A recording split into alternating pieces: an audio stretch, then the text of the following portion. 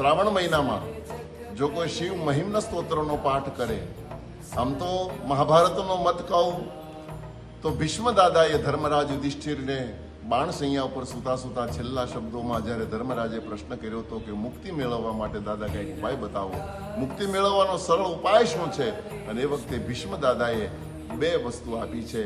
એક છે વિષ્ણુ સહસ્ત્ર નામનો પાઠ અને બીજો છે મહિમ્ન સ્તોત્રનો પાઠ. હવે આ મહિમ્ન સ્તોત્ર એની ઉત્પત્તિની કથા સમજવા જેવી છે. એનો મહિમા અગાધ છે, અમાપ છે. મહેશાનના પરો દેવો મહિમ્નો ના પરાસ્તુતિ. ભગવાન મહેશના જેવો આ સંસારમાં મહાદેવના જેવો કોઈ દેવ નથી. દીવો લઈને ગોતવા જાવ તો તમને જગતમાં ન જડે એવો દેવ મહાદેવ છે. મહેશાનના પરો દેવો મહિમ્નો ના પરાસ્તુતિ. મહિમ્ન જેવો આ સંસારમાં બીજી કોઈ સ્તુતિ નથી. મહેશાનના પરો દેવો મહિમ્નો ના પરાસ્તુતિ. અઘોરાનના પરો મંત્રો. અઘોર જેવો આ સંસારમાં બીજો કોઈ મંત્ર નથી. અત્યારે સંસારમાં અઘોર શબ્દને લોકો બહુ વિચિત્ર રીતે સમજે. હકીકતમાં અઘોર એટલે જે ઘોર નથી તે, જેમાં બિલકુલ ઘોર, ઘોર એટલે પાપ, દોષ જરાય નથી, બિલકુલ શુદ્ધ છે. આ સંસારનું શુદ્ધ તત્વ શિવ તત્વ જ હોઈ શકે. બીજું કે અઘોર ભગવાન શંકરને જ કહેવાય છે, બાકી બીજો અઘોર હોઈ ન શકે. હા, એ અઘોરના અઘોરી જે અત્યારે સંતો કહેવાય એ અઘોરના છે એટલે અઘોરી કહેવાય, પણ અઘોર તો મહાદેવ છે, શંકરનું નામ છે. તો મહિમનો મહેશાનના પરો દેવો મહિમ્નો ના પરાસ્તુતિ. અઘોરાનના પરો મંત્રો. શંકરના જેવો ઓમ નમઃ શિવાય જેવો આ સંસારમાં બીજો કોઈ મંત્ર નથી. મહેશાનના પરો દેવો મહિમ્નો ના પરાસ્તુતિ. અઘોરાનના પરો મંત્રો. નાસ્તિ તત્વમ ગુરુ પરમ. આ સંસારમાં ગુરુ જેવું બીજું કોઈ અસ્તિત્વ નથી. આ સંસારમાં એક જ તત્વ છે અને એ શિવ તત્વ જ ગુરુ તત્વ છે. એ ભગવાન શિવનું આરાધન આચાર્ય પુષ્પદંત ગંધર્વરાજ કરે છે, પણ એવી સમયે કરે છે. આ કથા સાંભળવા જેવી છે. મહિમ્ન સ્તોત્રની ઉત્પત્તિ કાશીમાં થઈ છે. કાશીરાજ મહારાજને પુષ્પનો બહુ શોખ હતો અને કાશીના આજુબાજુમાં સુંદર બગીચાઓ અને જાત જાતના પુષ્પો એના બગીચામાં રખાયા હતા. ખાસ એના માટે સેવકો નિમ્યા હતા અને સુંદર સુંદર પુષ્પો ભગવાન કાશી વિશ્વનાથ મહાદેવને ચડાવતા હતા. પણ ગંધર્વરાજ પુષ્પદંત એ તો ગંધર્વરાજ હતો. આકાશ માર્ગે રોજ ઉડતો, સંસારમાં વિચરણ કરતો અને જ્યાં સારા પુષ્પો દેખાય ત્યાંથી પુષ્પને ચૂંટી અને કૈલાસમાં ભગવાન શિવને ચડાવતો.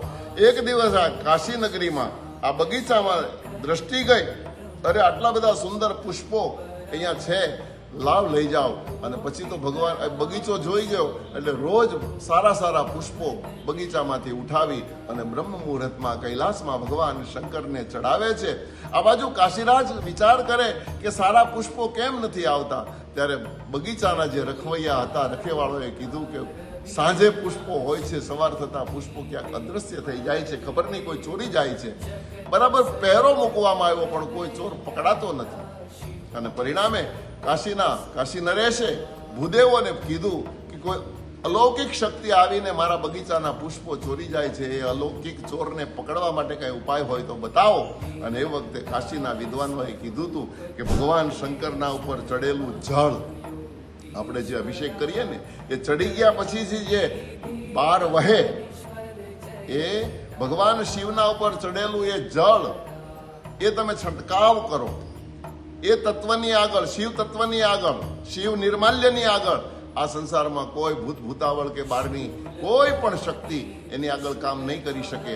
અને પરિણામે બગીચામાં એટલા બધા માણસોને ગોઠવી દીધા, ઝાડવે માણસને લગાવી દીધા. અને રાત્રિના સવારના સમયમાં ખાસ ધ્યાન રાખજો, ઉઘાડી આંખે આખો બગીચો બરાબર પેરેગીરીઓ મૂકી દીધા હતા. અને મળસ્કે 3:30 પોણા 4 સમયમાં ગંધર્વરાજ પુષ્પદંત બગીચામાં ઉતર્યો. જેવા પૃથ્વીના ઉપર પગ પડ્યા, ભગવાન શંકરના નિર્માલ્યનું જલ ત્યાં પડ્યું હતું. એટલે ઉતરતાની સાથે અસલ સ્વરૂપમાં એ પ્રગટ થઈ ગયો. એટલે સિપાહીઓ ત્યાં જ ઊભા હતા, પકડી લીધો છે. પકડીને રાજા પાસે હાજર કર્યો. કાશી નરેશે પૂછ્યું, મારા બગીચાના ફૂલ તું રોજ ચોરી જાય છે, કોણ છો? હું તો ગંધર્વરાજ છું, મારું નામ પુષ્પદંત છે, હું ભગવાન શિવનો ભગત છું અને કૈલાસમાં મહાદેવને ચડાવવા માટે પુષ્પો લઈ જાઉં છું. હું કોઈ ધંધાદારી વેપારી નથી, પણ કાશી નરેશને એના પર ભરોસો ન બેઠો, જેલમાં પૂર્યો છે.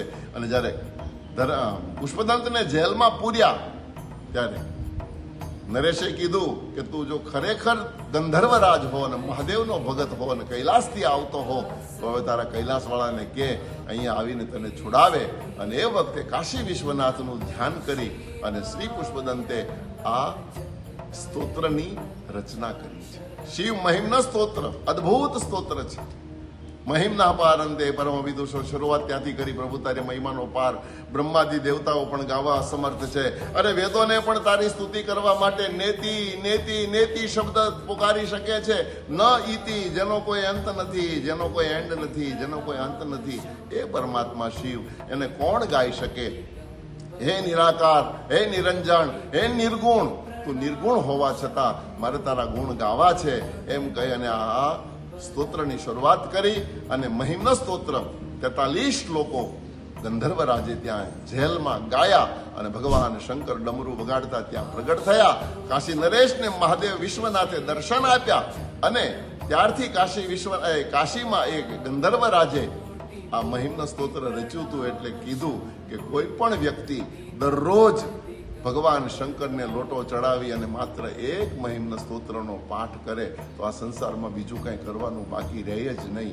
અને મહિમ્ન સ્તોત્રનો તો મહિમા રુદ્રી પાઠ, 11 મહિમ્ન સ્તોત્ર તમે કરો એટલે તમારો રુદ્રી પાઠ થઈ જાય. મહિમ્ન સ્તોત્રનો મહિમા મહેશાનના પરો દેવો મહિમ્નોના પરાસ્તુતિ અઘોરાના પરો મંત્રો નાસ્તિ તત્વમ ગુરુર પરમ. પછી દીક્ષા, દાનમ, તપસ, તીર્થમ, જ્ઞાનમ, યાગાદિકા ક્રિયા મહિમ્ના સ્તવ પાઠસ્ય કલા ના અર્હંતિ ષોડશીમ. તમે દાન કરો, યજ્ઞ યાગાદિ કરો, જપ તપ કરો, જાત્રા કરો, જે કાંઈ પુણ્યદાન કરો એ બધામાં શ્રેષ્ઠ મહિમ્ન સ્તોત્ર છે. અને રોજ જો કોઈ નિત્ય પાઠ કરે તો એને સહજમાં પરમાત્માનું મુક્તિ ધામ પ્રાપ્ત થાય. કારણ કે કાશીનો વાસી છે ને, કાશી તો મુક્તિનું પરબ છે. મોક્ષ તમારે ત્યાં માગવો ન પડે. જેમ પાણીના પરબ હોય એમાં સંસારમાં કોઈ મુક્તિનું પરબ હોય તો એ કાશી છે. અને કાશીનો નાથ વિશ્વનાથ છે. એ વિશ્વનાથનું આરાધન મહિમ્ન સ્તોત્રથી કરવાથી, એનો પાઠ કરવાથી, ભગવાન શંકરને જળ ચડાવવાથી, અભિષેક કરવાથી બધા જ મનોરથ પરિપૂર્ણ થાય છે. આ સંસારની ક્ષુલ્ક લૌકિક કામનાઓ જેને આપણે કહીએ, મારી ને તમારી જીજીવિષાઓ જે હોય એ તો ભગવાન તુરંત જ પૂર્ણ કરી દે. પણ મને તમને પરમાત્માનું ધામ સાક્ષાત કૈલાસ પ્રાપ્ત થાય. તો પવિત્ર શ્રાવણ માસમાં ભગવાન શિવના ગુણગાન ગાવાનો બહુ રૂડો અવસર નિત્ય મારી વાણીને પવિત્ર કરી રહ્યો છું. ભગવાન સદાશિવ બધાનું કલ્યાણ કરે. હર હર મહાદેવ. ઓમ નમઃ શિવાય.